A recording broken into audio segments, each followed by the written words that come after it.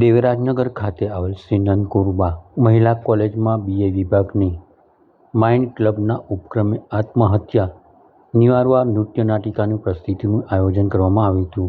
કાર્યક્રમ અંગેની માહિતી પ્રાધ્યાપક પ્રિન્સિપા ગોહિલે આપી હતી. નમસ્કાર, મારું નામ પ્રિન્સિપા ગોહિલ, મનોવિજ્ઞાન વિભાગમાં.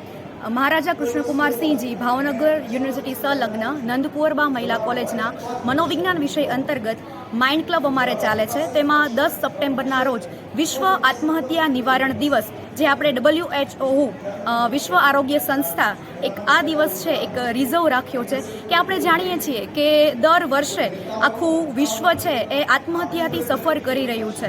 વિશ્વમાં આશરે આપણે જોઈએ તો દર વર્ષે 8 લાખ કરતાં પણ વધારે લોકો છે આત્મહત્યાને કારણે છે મૃત્યુ પામે છે.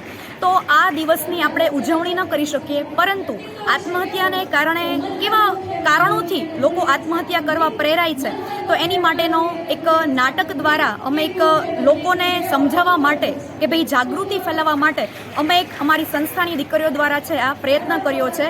જેમાં 6 થી 9 તારીખ દરમિયાન અમે ભાવનગરની જે વિવિધ શાળાઓ છે, TB જૈન છે, વિદ્યાવિહાર છે, BN વિરાણી છે, ત્યાં જે 10મા 11મા અને 12માના જે વિદ્યાર્થીઓ છે ત્યાં અમારી ટીમ જઈને છે દીકરીઓ સરસ છે સુંદર નાટકની પ્રસ્તુતિ કરી છે કે એના દ્વારા આત્મહત્યાના ઘણા બધા કારણો છે. બેકારી, નોકરી ન મળવી, વિદ્યાર્થીઓને પરીક્ષામાં ચિંતા છે, લગ્નમાં સમસ્યાઓ છે, ઘણી બધી છે. વૃદ્ધો આત્મહત્યા કરે છે, કોઈ પણ પિતા, કોઈ દીકરી છે.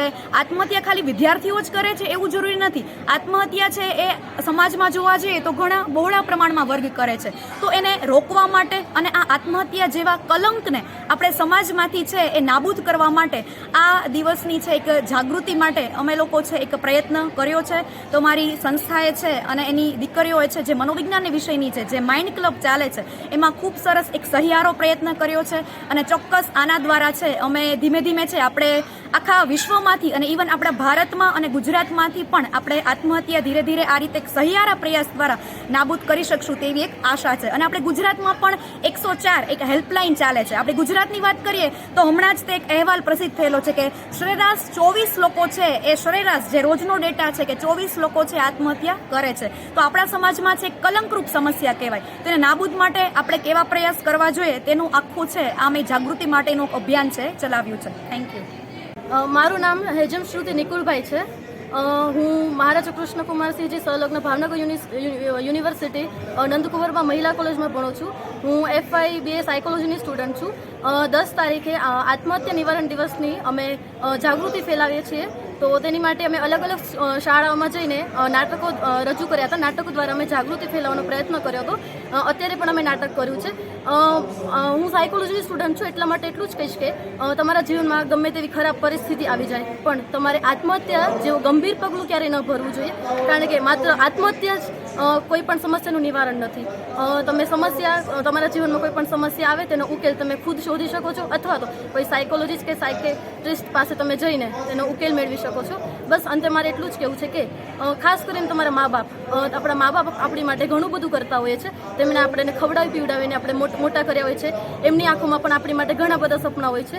તો આપણે એમના સપનાઓને આવી રીતે તોડી નાખવા ન જોઈએ. આપણે એમના માટે જીવવાનું છે, કારણ કે એમણે આપણા માટે જીવે છે. બસ અંતે મારે એટલું જ કહેવું છે કે આપણે કોઈ પણ પગલું ભરતા પહેલાં સૌપ્રથમ આપણે આપણા મા બાપ વિશે વિચારવું જોઈએ, આપણા મા બાપની સામું જોવું જોઈએ.